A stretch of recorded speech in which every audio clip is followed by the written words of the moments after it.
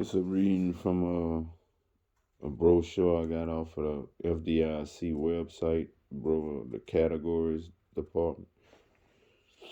When a bank fails, updated 2010 facts for depositors, creditors, and borrowers.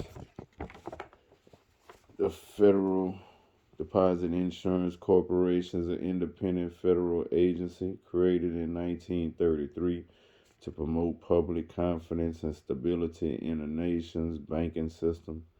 Throughout its history, the FDIC has provided bank customers with prompt access to their insured deposits whenever an FDIC insured bank or savings association has failed.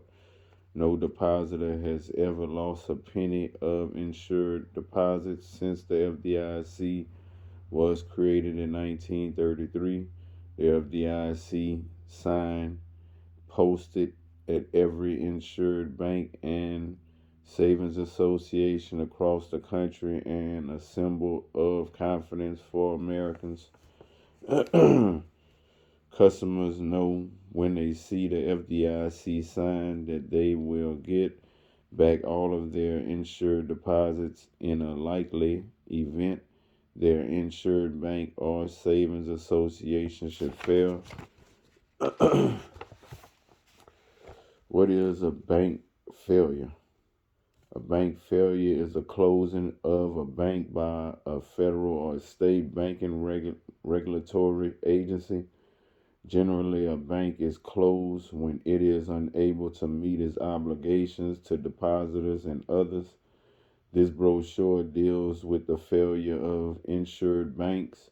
The term insured bank means a bank insured by FDIC, including banks characterized by the federal government as well as most banks uh, characterized by the state governments. An insured bank must display an official FDIC sign at each teller window. What is the FDIC's role in a bank failure?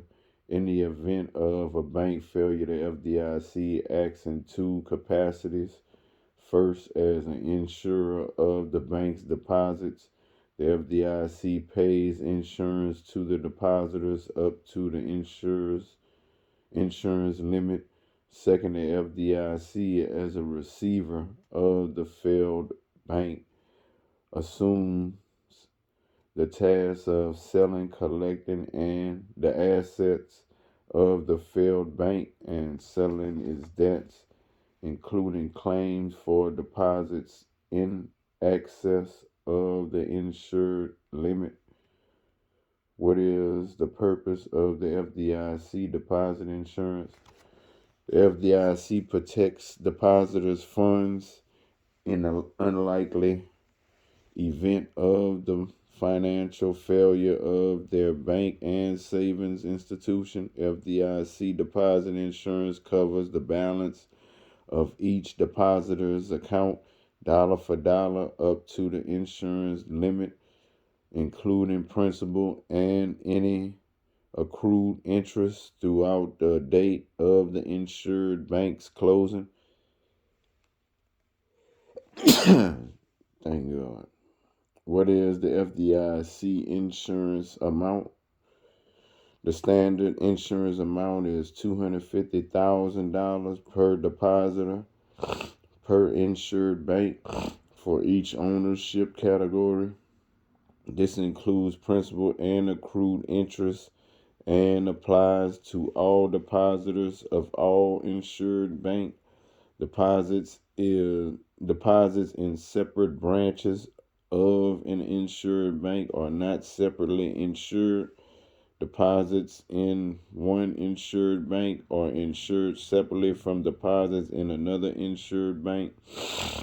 Deposits maintained in different categories of legal ownership at the same bank can be separately insured. Therefore, it is possible to have deposits of more than $250,000 at one insured bank and still be fully insured.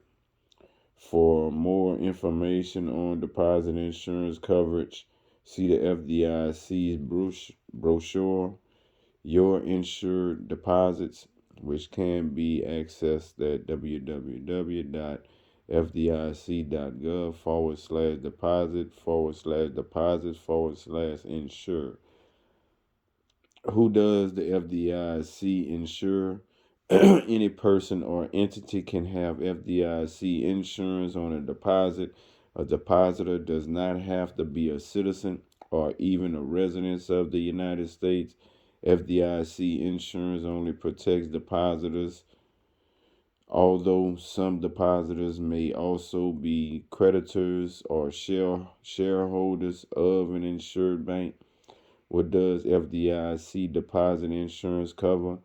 FDIC insurance covers deposits received at an insured bank.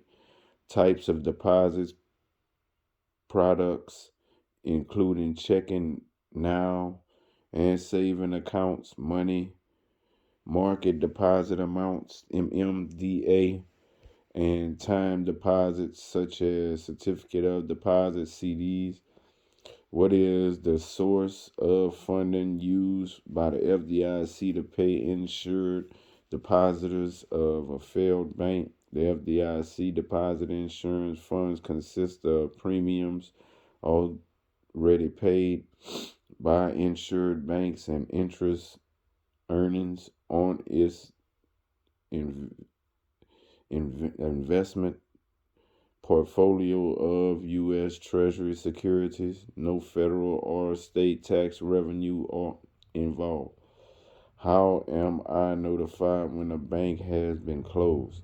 The FDIC notifies each depositor in writing using the depositor's address on record with the bank.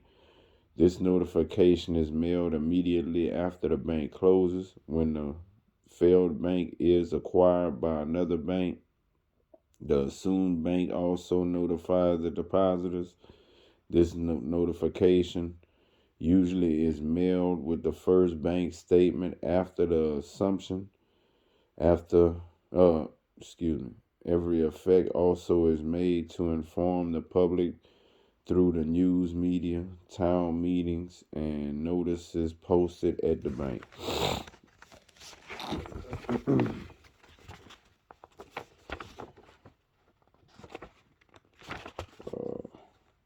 Payment to depositors. How does the FDIC resolve a closed bank? In the unlikely event of a failed bank, the FDIC acts quickly to protect insured depositors by arranging a sale to a healthy bank or by paying depositors directly for their deposit accounts to the insured limit, purchase and assumption transaction. This is the preferred and most common method under which a healthy bank assumes the insured deposits of a failed bank. Insured depositors of the failed bank immediately become depositors of the assumed bank and have access to their insured funds. The assuming bank may also purchase loans and other assets of the failed bank. Deposit payoff. When there is no open bank acquirer for the deposits, the FDIC will pay the depositors directly by checkup to the insured balance in each account. Such payments usually begin within a few days after the bank closing. When can I expect to receive my money? Federal law requires the FDIC to make payments of insured deposits as soon as possible upon the failure of an insured institution. While every bank failure is unique, there are standard policies and procedures that the FDIC follows in making deposit insurance payments. It is the FDIC's goal to make deposit insurance payments within 2 business days of the failure of the insured institution. Note, some deposits that require supplemental documentation from the depositors, such as accounts, link 2, a formal written trust agreement. Funds placed by a fiduciary on behalf of the owner, such as the deposit broker of an owner, uh, deposit broker, or deposits placed by an administrator of an employee benefit plan may take a little longer. The timing of the completion of the deposit insurance determination is based solely on the depositor providing the documentation needed by the FDIC to determine insurance coverage. What if the depositor placed money at the failed bank in the name of a trust? In determining the insurance coverage for a deposit account open in the name of a formal trust agreement, either revocable, commonly called a living or family trust, or an irrevocable trust, the FDIC may require an owner or trustee of the trust agreement to provide the FDIC a current copy of the trust document, which the FDIC will review to confirm the applicable amount of deposit insurance coverage. The FDIC will review the trust agreement for the purpose of determining information such as the number of beneficiaries and, if applicable, the interests of each beneficiary. The owner or trustee of either a formal irrevocable trust or an informal trust deposit may be required to complete a declaration of testamentary trust statement. For more information on what if the depositor placed money at the failed bank through a fiduciary? A fiduciary is a person or a company who serves as an agent on behalf of their clients in opening or purchasing a deposit, such as the certificate of deposit account at an insured bank. In order to determine the deposit insurance coverage for each deposit, the FDIC would typically need to obtain from the fiduciary supplemental information such as a list of the owner or owners of each deposit and the dollar interest of each owner in deposit account.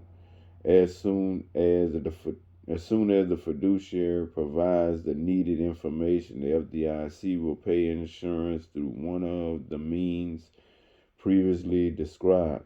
Although the FDIC will provide pass-through deposit insurance coverage to the actual owners of a fiduciary deposit, the FDIC does not pay the deposit insurance directly to the owners or customers. Rather, the FDIC will pay the deposit insurance coverage to the fiduciary. In turn, the fiduciary will be responsible for distributing the deposit insurance payments to their customers. The FDIC does not attempt to supervise the relationships between fiduciaries and customers or the distribution of funds from fiduciaries to customers. Customers are urged to contact their agents, brokers regarding the status of their investment funds, as the FDIC depends on those parties to supply the necessary information to determine insurance coverage.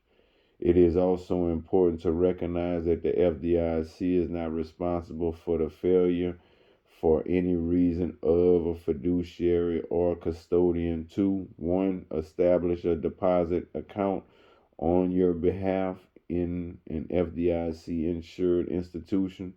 2. Maintain proper documentation in support of a deposit account that is made on your behalf. 3. Open a deposit account on your behalf that results in uninsured funds. For more information, blah, blah, blah, the FDIC offers a reference guide to deposit brokers acting as agents for their investor clientele. This site outlines the FDIC's policies and procedures that must be followed by deposit brokers when filing for pass-through insurance coverage on custodial accounts deposited in a failed FDIC insured institution, which can be accessed at the same website, www.fdic.gov/deposit/brokers.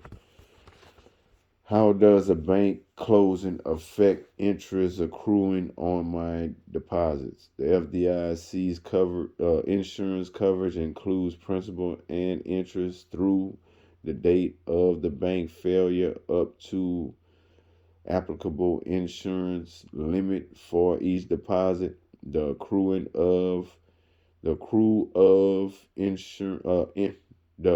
of interest ceases on all accounts once the bank is closed.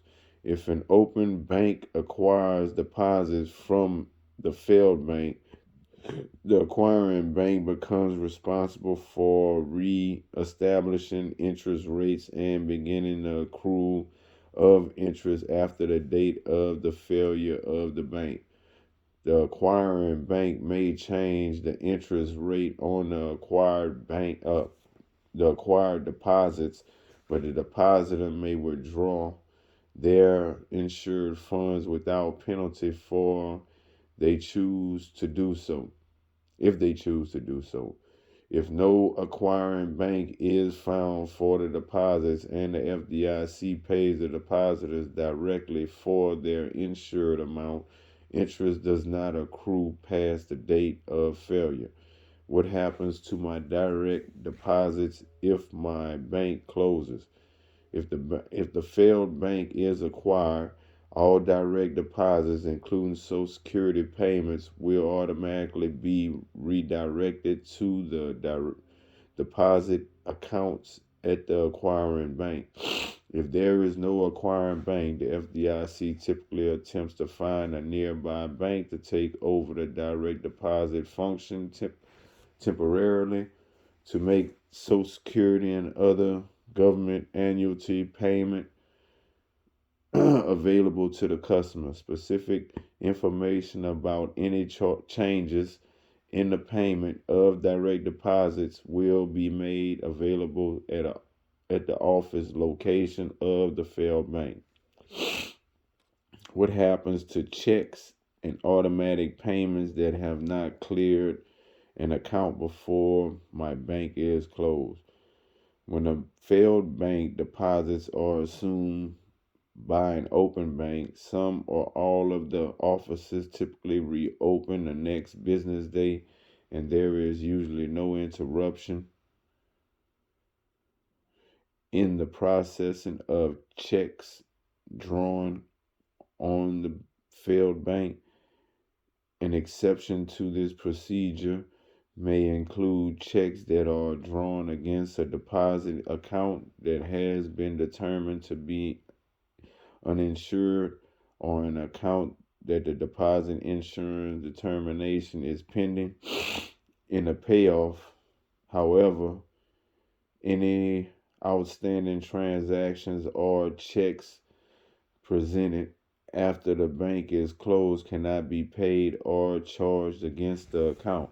The FDIC needs to freeze all deposit accounts at the time the bank is closed to quickly pay the depositors for the insured deposit balance in their accounts. Any outstanding checks or payments requests presented after the bank failed will be returned unpaid and will be marked to indicate that the bank is closed. This does not reflect on your credit standing. However, it is your responsibility to make other funds available to creditors who received checks that were returned and did not clear your deposit account because of the bank closing. Can I continue to use my checks and deposit slips at the new bank? If there is an acquiring bank, it will accept the checks and deposit slips of the failed bank for a short time. You will receive information about new checks and deposit slips from the acquiring bank. When can I have access to my safe deposit box? When a failed bank's deposits are assumed by a healthy bank, the branch office usually reopens the next business day. At that time, you will have access to your safe deposit boxes. In the event of a deposit or payoff, the FDIC will send a letter to you informing you of the closing. The letter will instruct you on how you can remove the content of your box.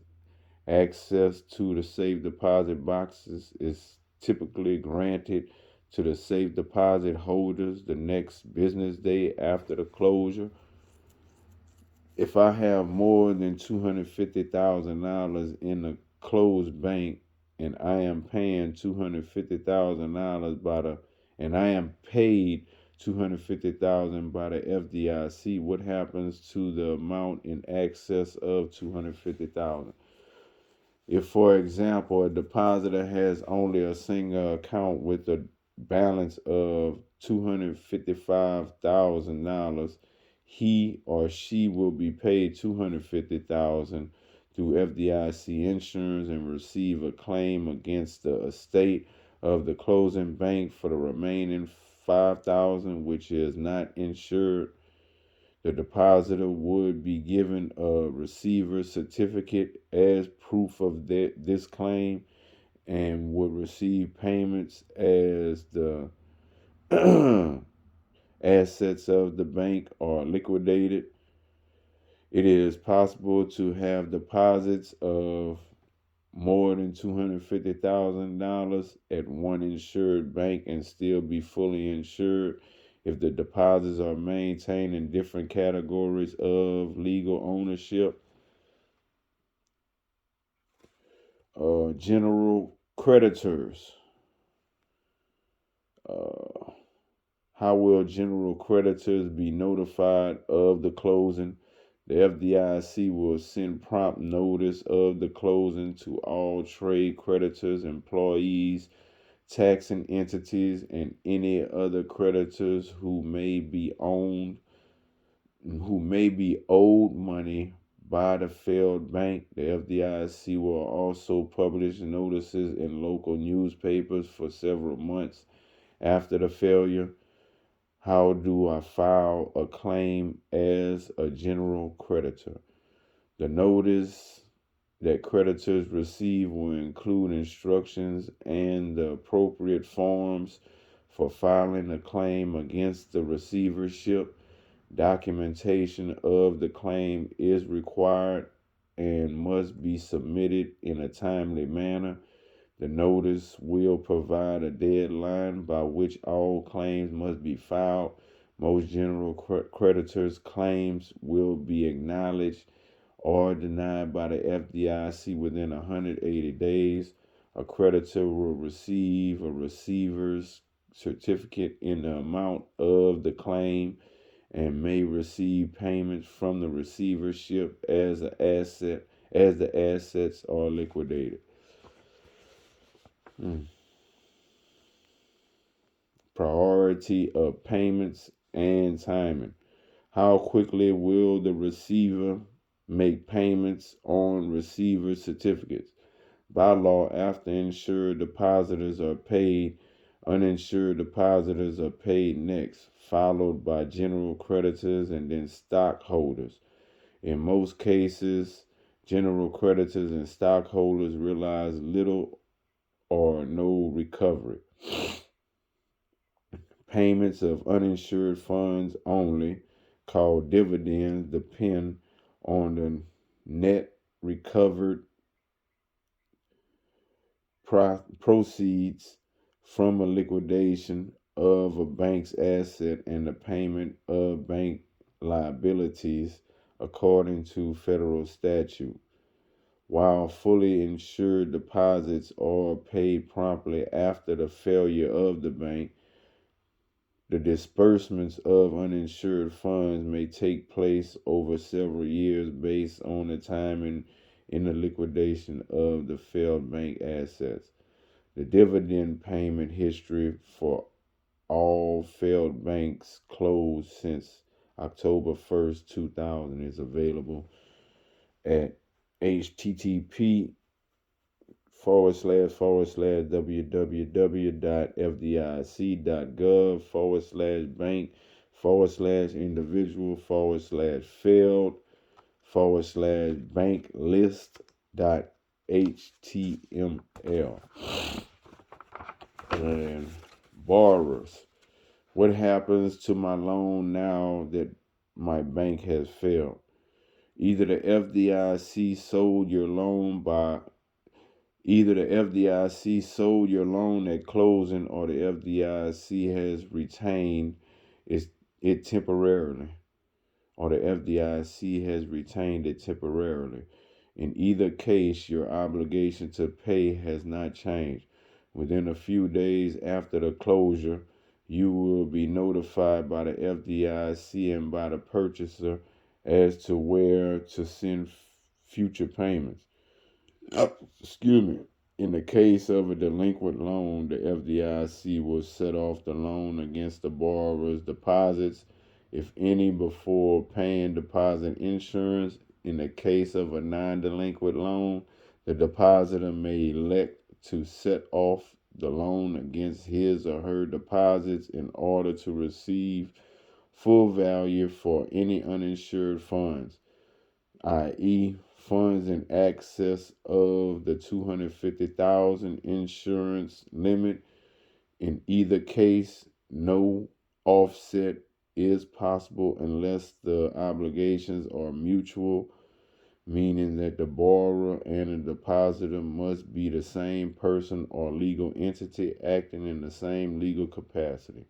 What happens if the FDIC sells my loan? Loans are negotiable instruments that are routinely sold in the financial markets. When a loan is sold, the borrower retains all the rights and obligations associated with the note. The borrower will be notified by the new holder of the note and given payment instructions. And that's it for this brochure on when a bank fails. Updated 2010 facts for depositors, creditors, and borrowers.